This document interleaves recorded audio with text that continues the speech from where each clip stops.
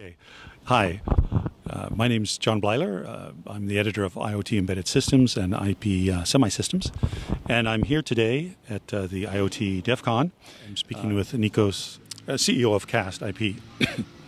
So a lot of things we could talk about. I'd like to zoom in on a couple, especially since we're at the IoT show. So, IP is going to play a big part. But it's going to be slightly different here. It needs to be, because there's so many devices, I guess, royalty-free. So can you just talk about that a little bit? What do you see coming ahead?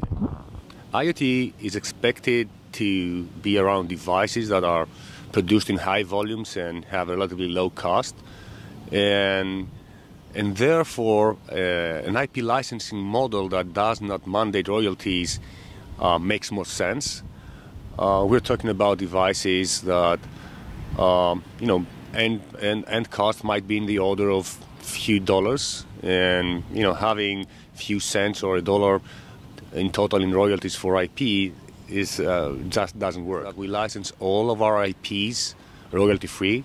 The difference between licensing models for IP are basically whether you charge per produced volume or whether you charge per design. One of the defining characteristics of the IoT is going to be security. And I know that you made an announcement yesterday. We call it GEON, and it is a secure execution processor. It's not an application processor. It's more like a deeply embedded processor like those you would have in most IoT nodes, right? It's not a high-end application or multi-core processor or whatever. So the intention there was to come up with a low-power, still secure processor. The way this is different than other options designers have out there is that we designed the core for secure execution and not just trusted execution. And this is not just semantics, right? So what's the difference there then? So the difference is, imagine you're home and somebody knocks on your door. You look at them and they look trustworthy, right? Okay. You open the door, they get in, they kill you, right? So security is that somebody knocks on your door, you look at them, you open the door, they get in the house, but they're still in the cage of steel, so they cannot harm you. Okay. So that's the difference, roughly. All right. In technical terms, it means that we separate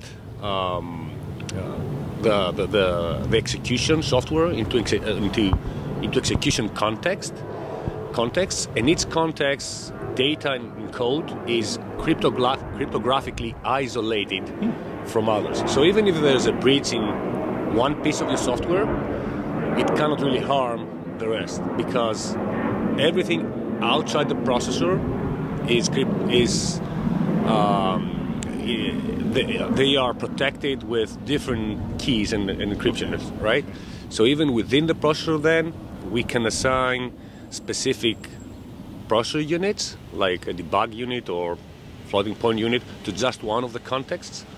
So the isolation between execution contexts is really strong.